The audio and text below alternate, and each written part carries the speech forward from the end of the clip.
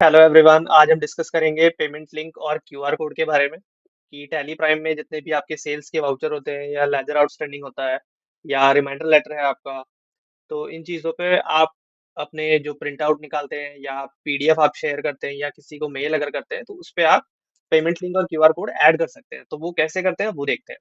तो tally prime 5.0 के अंदर आप क्या करेंगे, सबसे पहले F11 करेंगे। F11 करके आप यहाँ पर आ जाएंगे इसमें अदर्स के अंदर, और अदर्स के अंदर आपको यहाँ पर ऑप्शन मिलेगा enable payment request to share payment link और क्यूआर कोड। ठीक है, अगर ये ऑप्शन आपको नहीं दिखता है तो आपके पास ये दो ऑप्शन आ रहे होंगे। अगर जैसे मैं इसको नो करके दिखा देता हूँ आपको, अगर आपके पास स्क्रीन ऐसी खुल रही होगी तो आप इसको जस्ट यस कर लेंगे, तो ये ऑप्शन आपको एक्स्ट्रा दिखने लगेंगे अदर्स के अंदर। ठीक है, तो ये ऑप्शन आपको यस कर लेना है। ये यस करने के बाद यहाँ पर मर्चेंट प्रोफाइल आपको क्रिएट करना होता है। ठीक है, तो जो आपका यूपीआई वगैरह बना होगा तो उसकी डिटेल्स आपको यहाँ पर मेंशन करनी होती है। तो यहाँ पर आप मर्चेंट इसमें नेम डालेंगे, जो नाम होगा आपके उसमें मर्चेंट प्रोफाइल पे। वो डालने के बाद आप यहाँ पर मेथड आपको सेलेक्ट करना होता है कि पेमेंट गेटवे कौन सा है आपका। तो टैली जो है वो सपोर्ट करता है तीन मेथड्स को। पेयू सपोर्ट करता है, ठीक है, और यहाँ पर रेजर पे सपोर्ट करता है और यूपीआई सपोर्ट करता है। तो मैंने यहाँ पे यूपीआई लिया हुआ है और यहाँ पर यूपीआई आईडी मैंने डाल दिया है। वो डालने के बाद मर्चेंट प्रोफाइल जो है वो नाम आ जाएगा आपका।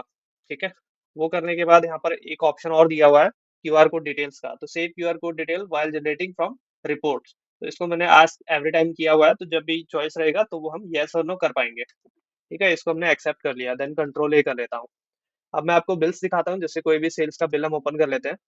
ठीक है, तो उसके अंदर इसको कैसे इनेबल करना है वो देख लेते हैं। जैसे ही किस सेल का बिल मैंने ओपन किया, अब इस इनवॉइस के अंदर अगर मुझे, मैं इसको पहले सेव करता हूँ और लास्ट में आपको दिखाता हूँ जो ऑप्शन आएगा आपके पास।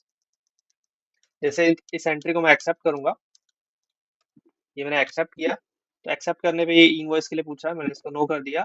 देन ये इस तरीके का ऑप्शन आएगा, do you want to generate payment link और क्यूआर कोड।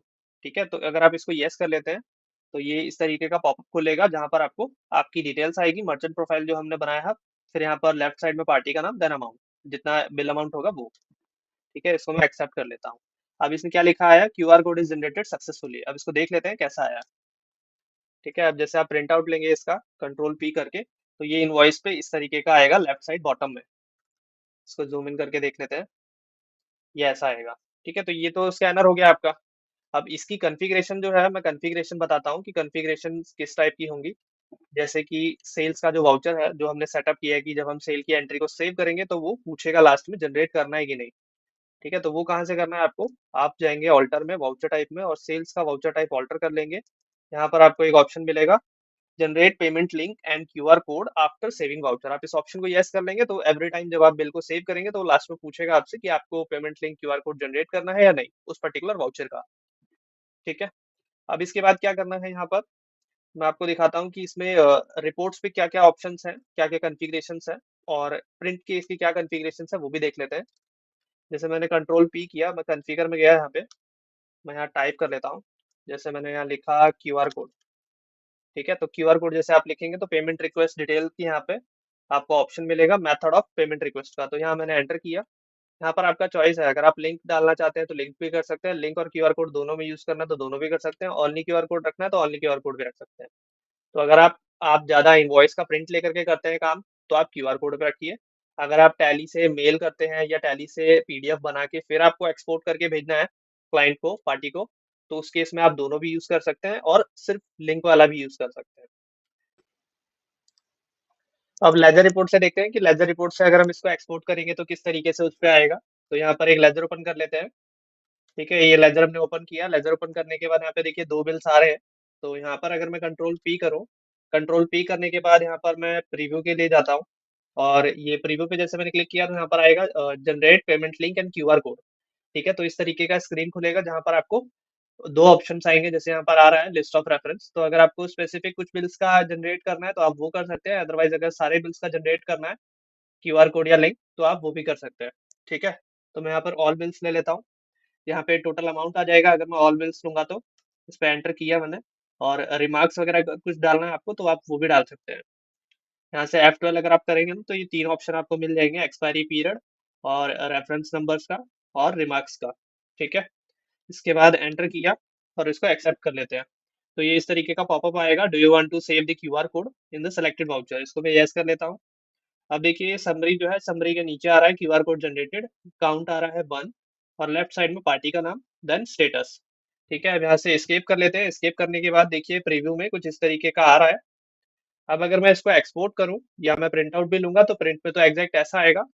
एक्सपोर्ट का मैं दिखाता हूँ आपको। अगर हम यहाँ से कंट्रोल ई करते हैं तो एक्सपोर्ट में अगर हम जाएंगे तो एक्सपोर्ट के लिए भी सेम कॉन्फ़िगरेशन है। आप कॉन्फ़िगर में जा करके यहाँ से आप इसको इनेबल कर सकते हैं पेमेंट रिक्वेस्ट डिटेल के अंदर। तो मेथड ऑफ पेमेंट रिक्वेस्ट में आपका यहाँ पर आ जाएगा ये क्यूआर कोड, या लिंक अगर चाहिए आपको तो लिंक के थ्रू कर सकते हैं, क्यूआर कोड चाहिए तो क्यूआर कोड के थ्रू कर सकते हैं। ठीक है, फिर आप इसको कंट्रोल ए करेंगे और एक्सपोर्ट कर लेंगे। तो जो एक्सपोर्ट होगा आपका वो भी एज इट इज उसके अंदर आएगा जैसे अभी प्रीव्यू देखा था आपने। ठीक है, और बाकी जो बिल्स हैं आपके, अगर बिल्स को आपको फिल्टर आउट करना है कि कितने ऐसे बिल्स हैं जिसमें अब तक आपने क्यूआर कोड लिंक जो है वो जनरेट कर रखा है और कितने ऐसे बिल्स हैं जिसमें नहीं किया है, तो आप वो कर सकते हैं डेबुक के थ्रू। जैसे आप डेबुक में जाएंगे, डेबुक में जाने के बाद यहाँ पर अपना पीरियड सेलेक्ट कर लेंगे, और यहाँ राइट हैंड साइड में बेसिस ऑफ वैल्यूज में जाना है आपको। यहाँ स्टेटस ऑफ वाउचर में जैसे आप एंटर करेंगे तो 3 ऑप्शन मिलेंगे आपको। फर्स्ट ऑप्शन देखिए, with and without payment link QR code. अगर आप ये वाला ऑप्शन रखेंगे तो इसमें आपको वो बिल्स भी दिखाएगा जिसमें पेमेंट लिंक क्यूआर कोड आपने जनरेट कर रखा है ऑलरेडी, और जिसमें नहीं किया है वो भी दिखाएगा। ठीक है, तो यहाँ से अगर मैं विद पेमेंट वाला लेता हूँ और कंट्रोल ए करता हूँ तो मुझे ये वो बिल्स दिखा रहा है जिसमें मैंने payment link QR code generate कर रखा है।